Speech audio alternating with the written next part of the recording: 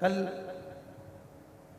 Police के अधिकारी बंदूक कह रहे थे कि जितनी पब्लिक बाहर है, जितने 5 पंडाल ये भरे हैं, ऐसे 15 पंडाल और लगा दिए जाएं तो उसमें भी भक्त ऐसे ही भरा है। इतनी भगवान शंकर की इतनी बड़ी, तो क्या है शुभ भक्ति। जैसे अब इतने बड़े पंडाल में तो चप्पल पहनकर भी आप लोग आ जाते हो, चप्पल भी साथ में रख लेते हो, पर दूसरी जगह कहीं कथा सुनने जाते हो छोटे से पंडाल में या अन्य मंदिर के अंदर, तो चप्पल मंदिर के अंदर ले जाते हो क्या? नहीं ले जाते ना, बाहर। कथा सुनने के समय चप्पल कहाँ रख देते हो? बाहर। तो जैसे शिव महापुराण की कथा कर रही है कि हमारी चप्पल जैसे बाहर रह जाती है, उसी तरह जब हम शिव महापुराण की कथा को श्रवण करने के लिए जाते हैं, बैठते हैं, तो हमारे भीतर का जो पाप है वो एक क्षण में निकलकर बाहर हो जाता है और पुण्य अंदर समाहित होता है।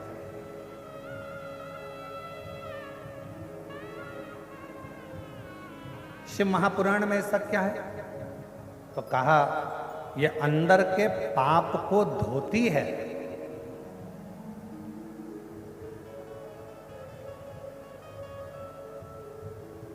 अंदर के पाप को समाप्त करती है और फिर पुण्य को प्रकट करती है। पिता मान लिया और दिल से कथा के पंडाल में बैठकर यदि कथा सुन ली तो वो दुनिया का सारा ठाट दे सकता।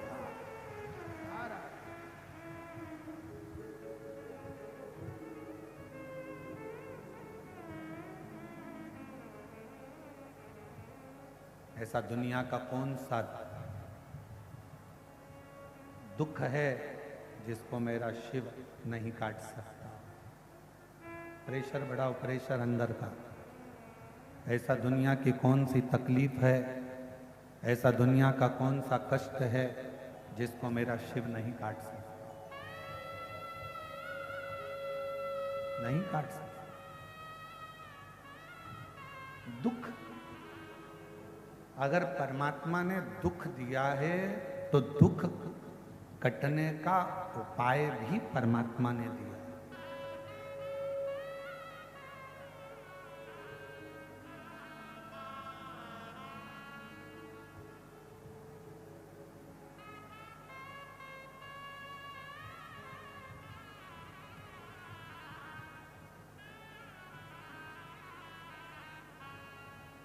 अगर भगवान ने थोड़ा सा कष्ट दिया है तो उसको काटने का उपाय भी दिया। दशरथ जी के घर में जब संतान नहीं हुई, गुरु जी के पास में गए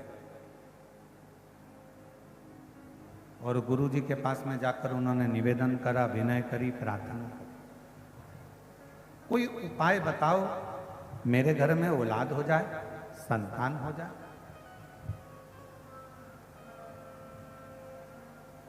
अब दुनिया के लोग कहते हैं सियोर वाला महाराज केवल उपाय उपाय बताता रहता है शिव पुराण में। केवल सियोर वाला महाराज नहीं,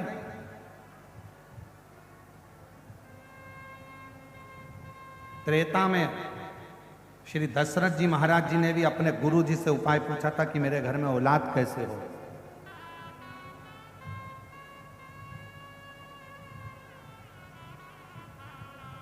भगवान कृष्ण ने द्वापर में पूछा था अपने गुरु जी से कि मेरे घर में औलाद कैसे होगी।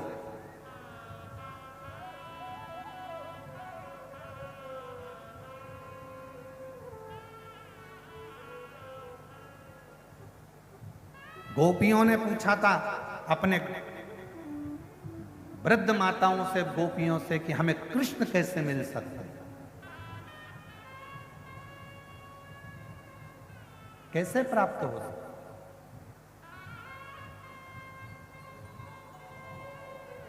शिव महापुराण की रचना वेद व्यास जी से किसी ने पूछा कि आपने शिव पुराण की रचना करी क्यों है, किस लिए करी है? जब आपने स्कंद पुराण, कुर्म पुराण, आदिकादिक पुराण, सारे वेद शास्त्र, महाभारत सबकी रचना कर दी, फिर शिव पुराण की रचना क्यों? तो वेद व्यास जी ने कहा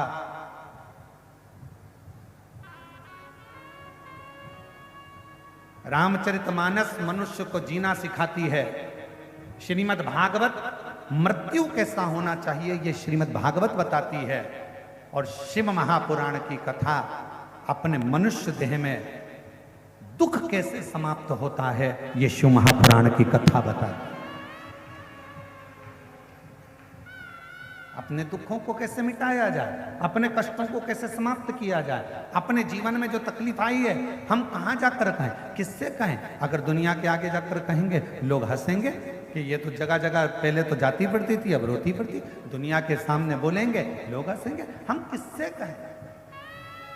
तो शिव महापुराण की कथा में वेद व्यास जी सारे काली मिर्च कैसे चढ़ाना है, काली तिल कैसे चढ़ाना है, धतूरा कैसे चढ़ाना है, बेलपत्र कैसे चढ़ाना है, कैसा नियम धारण करना है, क्या करना है। हम डॉक्टर के पास जाते हैं तो डॉक्टर भी दवाई लिखता है तो ये बता देता है ये दवाई सुबह खाना, ये शाम को खाना, ये भोजन के पहले खाना, ये भोजन के बाद खाना, इससे ये सुबह मॉर्निंग में जल्दी खा लेना, डॉक्टर भी बताता है। उसी तरह शिव महापुराण में वेद व्यास जी ने सारी बातें एक एक लिख दी कि शंकर को बेलपत्र कैसे चढ़ाना, शिव की आराधना कैसे करना। और थोड़ा बहुत अगर शिव महापुराण से अगर हटकर देखें तो लिंग पुराण में भी वर्णन आया, कुर्म पुराण में भी वर्णन आया। ऐसी कोई पुराण नहीं जिस पुराण में भगवान शंकर के चरित्र का, भगवान शिव की पूजन का, भगवान शंकर के अनुमोदन का, भगवान शिव के भजन का वर्णन नहीं आया।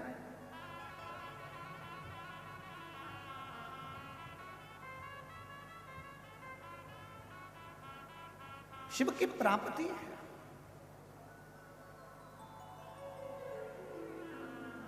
और महादेव नमन चरणों में, सोमवार ये सब बोलो, महादेव नमन चरणों स्वीकार कीजिए, सबका किया है मेरा भी उद्धार कीजिए, उद्धार कीजिए।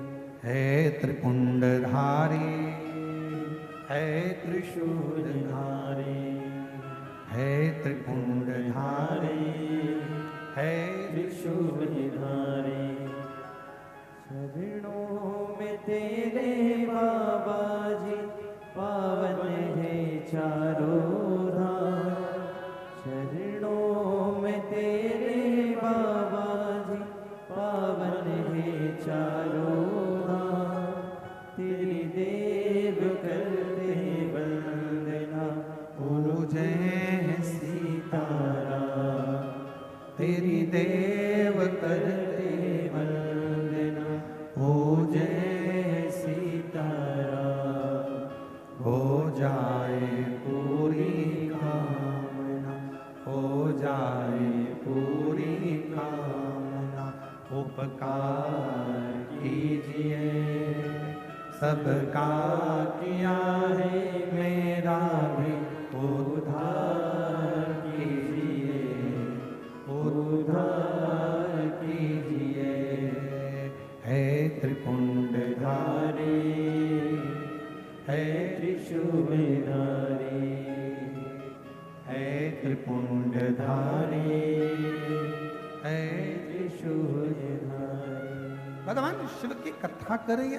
शिव महापुराण में वो शक्ति है, शिव महापुराण में वो बल है, शिव महापुराण में वो आनंद है जो हमको एक बल प्रदान करता है।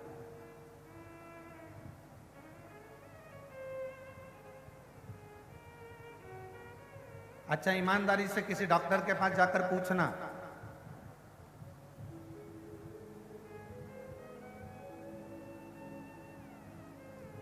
खाने से बीमारी होती है क्या? डॉक्टर से जाकर पूछना पहले अच्छे से, क्यों साहब खाने से बीमारी होती है क्या?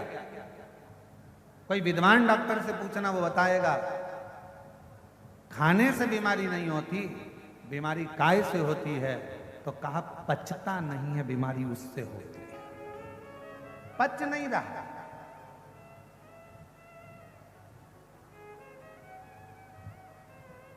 खाने से कभी बीमारी नहीं आती, अंदर जो भोजन गया है वो पचना चाहिए।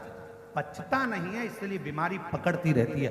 पेट दुखेगा, कब्ज होगा, फिर अनेक अनेक बीमारियां आने लगेगी, हार्ट पर असर आएगा, कहीं नेत्रों पर असर आएगा, श्रवण शक्ति में असर आएगा, कंठ पर असर आएगा, ऐसे बीमारियां बढ़ती चली जाती है। तो कोई डॉक्टर से जाकर पूछे क्यों साहब खाने से बीमारी आती है? नहीं साहब, खाने से तो नहीं आती, पचता नहीं है ना। बीमारी पचे तो नहीं आ सकती, पर पचन शक्ति हमारी समाप्त हो गई। उसी तरह लोग कहें क्यों गुरुजी भगवान कब सुनेगा, भगवान कैसे सुनेगा? मैंने पशुपति व्रत करे, मैंने शंकर जी को 1 लोटा जल चढ़ाया, मैंने शिव जी की आराधना करी, भगवान कब सुनेगा? 1 साल हो गया, 1.5 साल हो गया। हमारा निवेदन है, खाने से बीमारी नहीं आती, पचान नहीं रहे हो इसीलिए बीमारी आ रही है। उसी तरह तुम कथा सुन तो रहे हो, मना नहीं है, पर तुम भगवान से दिल नहीं लगा पा रहे। जिस दिन तुमने दिल लगा लिया उस दिन शिव ने तुम्हारा सुन लिया।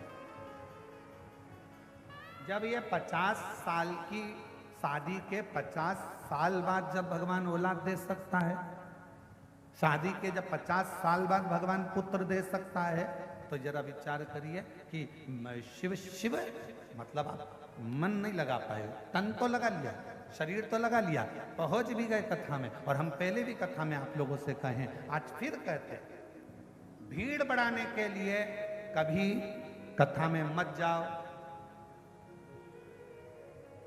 भीड़ बढ़ाने के लिए कथा में मत जाओ। हम फिर निवेदन करेंगे, भाव बढ़ाने के लिए, मन को जोड़ने के लिए, शिव को पाने के लिए शिव महापुराण की कथा में जाओ। भीड़ बढ़ाने से क्या मतलब? तुम्हारी जितनी जितनी भीड़ बढ़ती चली जा रही है, सोच सोच कर आश्चर्य हो रहा है। हर कथा में ऐसे ऐसे पंडाल, अब यहाँ तो देखो तो ये दया सिंह जी ने 5-5 पंडाल लगवा दिए।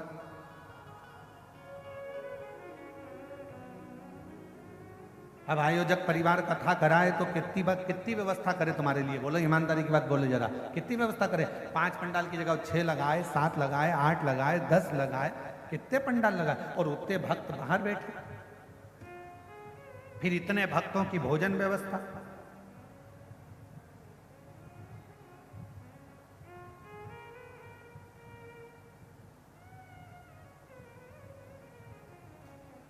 कल हमने पूछा था कि कितने लोगों का भोजन चल रहा है, तो जो कल आए थे वो रात्रि को मिलने के लिए, वो बता रहे थे लगभग 1.5 से 2 लाख लोग सुबह से लेकर शाम तक में भोजन कर रहे हैं। इतना भोजन भंडारे करने का व्यवस्थाएं, और साथ में मैं संपूर्ण यहाँ के छत्तीसगढ़ शासन को और छत्तीसगढ़ के इस भिलाई नगर के यहाँ के IG, DIG, commissioner, collector, SP, SSP और टीआई और आदि का जितना नहीं रहा उससे बीमारी।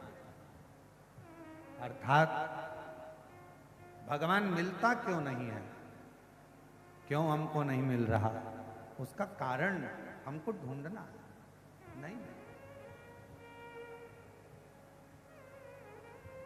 क्यों नहीं, क्यों नहीं?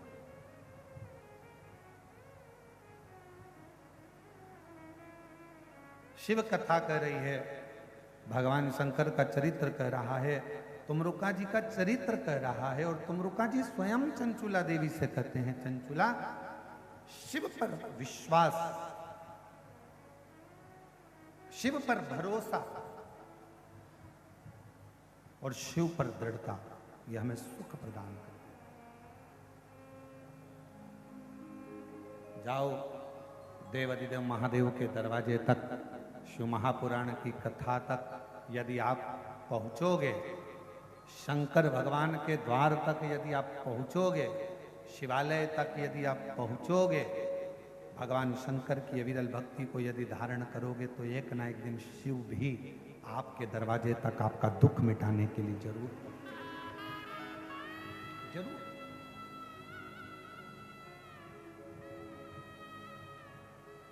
लिंग पुराण के अंदर आता है कि व्यक्ति ने अपने जीवन में कैसा भी कर्म किया हो, पर शिव की आराधना, आज उसका स्मरण करेंगे अपन शाम को, शिव आराधना यदि करी है तो उसका फल मिलता है। कोई पिछले जन्म के अच्छे कर्म मुझे बाबा तेरा साथ मिला, कोई पिछले जन्म के अच्छे कर्म मुझे बाबा तेरा साथ मिला।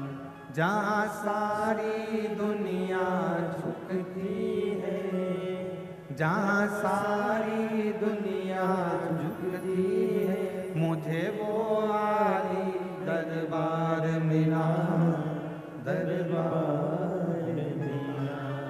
कोई पिछले जन्म के अच्छे कर्म मुझे बाबा तेरा साथ मिला। कोई पिछले जन्म के अच्छे कर्म मुझे बाबा तेरा साथ मिला। जहाँ सारी दुनिया झुकती है, जहाँ सारी दुनिया झुकती है, मुझे वो आली दरबार मिला, दरबार मिला। कोई पिछले जन्म के अच्छे कर्म मुझे बाबा तेरा साथ मिला। कोई पिछले जन्म के अच्छे कर्म मुझे बाबा तेरा साथ मिला। कोई हमारा पूर्व का पुण्य होगा, शिव भक्ति में जो लगे,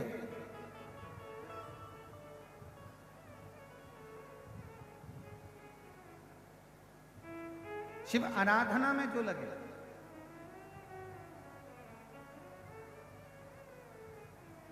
अंधकासुर मां जगत जननी जगदम्बा ने अपनी गोदी में लेकर कहा कि ये मेरा पुत्र है। मना कर दिया शिव जी, इसको समुद्र में डालना, इसका कोई काम नहीं, समुद्र में डालो इसको। एक प्रहलाद और एक अंधकासुर, ये दो हैं।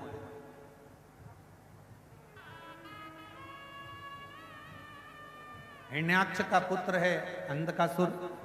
जब मां जगतजननी जगदम्बा ने अपना भाव रखकर, अपना प्रेम रखकर, अपना स्नेह रखकर उस बालक को अपना मान लिया, पुत्र के स्वरूप मान लिया और उसको बाद में समुद्र में डाल दिया, शिव जी के कहने, शंकर जी के, और समुद्र में डाला और वह बालक समुद्र के अंदर हिरण्याक्ष के पास में आ गया।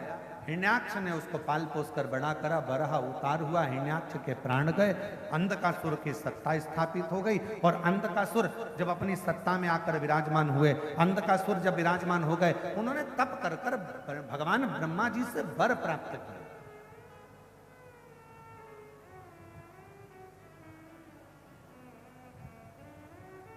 और फिर निवेदन करें, अभी कथा में कहा था फ्रिज उधार मिल जाएगा, कपड़े उधार मिल जाएंगे, जेवर उधार मिल जाएंगे। आज के समय में तो दूल्हा के कपड़े भी उधार मिल जाते हैं, सब कुछ उधार मिल सकता। बाबा की कृष्ण का सुर मारा, शिव कथा कर रही है, भगवान शंकर का चरित्र कर रहा है। एक भगवान शंकर का श्रम्भेश्वर अवतार हुआ शिव जी, और वो श्रम्भेश्वर अवतार मेरे देव अधिदेव महादेव ने नरसिंह भगवान के क्रोध को शांत करने के लिए, कि नरसिंह भगवान का जो क्रोध है वो शांत। शिव जी का जो श्रम्भेश्वर रूप है, मेरी माताओं, अगर डॉक्टर कह दे कि किसी भी नारी या पुरुष के किसी भी शरीर के अंग में कोई गांठ हो गई और डॉक्टर ने कह दिया कि यह गठान का ऑपरेशन करना है, तो मेरा निवेदन है डॉक्टर के कहने से ऑपरेशन कराओ, मना नहीं, पर डॉक्टर से 2 दिन 5 दिन मांगना कि ऑपरेशन 2 दिन बाद या 5 दिन बाद या 10 दिन बाद या 15 दिन बाद हम करा लें, ऐसा विनय करना उनसे। और कलश के अंदर जो भगवान देवादिदेव महादेव को जल चढ़ाने के लिए जा रहे हो, शिव जी के जल चढ़ाने के लिए जा रहे हो, उस कलश के अंदर थोड़ा सा गंगा जल उस कलश के अंदर डालिए और एक चावल का दाना अपनी हथेली में रखकर कलश को हाथ में पकड़कर श्रंभेश्वर महादेव का नाम लेकर दक्षिण में खड़े होकर उत्तर की ओर, जहां से जलाधारी का जल बहता है, दक्षिण में खड़े होकर उत्तर की ओर मुख कर कर शिव को समर्पित करो श्रंभेश्वर महादेव के नाम से। चावल का दाना बाद में समर्पित करो। उसी चावल के दाने को, चढ़े हुए चावल के दाने को, एक बेलपत्र को लेकर आ जाओ। बेलपत्र सुबह के समय और चावल का दाना शाम के समय, उसको चबा चबा कर खा लीजिए। और उसके बाद में 4 दिन बाद जाकर वापस जांच कराइए। जो गठान होगी वो श्रंभेश्वर महादेव के नाम से धीरे धीरे गलना प्रारंभ हो। श्रंभेश्वर महादेव का, फिर से बोलो, कौन से महादेव? श्रंभेश्वर। मेरे शंकर भगवान ने नरसिंह भगवान के क्रोध को समाप्त करने के लिए श्रंभेश्वर महादेव का रूप धारण करा था, श्रंभ पक्षी। और श्रंभेश्वर महादेव की अर्चना, श्रंभेश्वर महादेव की आराधना, श्रंभेश्वर महादेव की अर्चना, आराधना स्वयं नरसिंह भगवान ने भगवान शंकर की करी। श्रंभेश्वर महादेव। और कोई तुमसे पूछे क्यों ये श्रंभेश्वर महादेव का ये वर्णन आपने बताया, ये कौन से पुराण से बताया? तो उसको लिंग पुराण की कथा में से।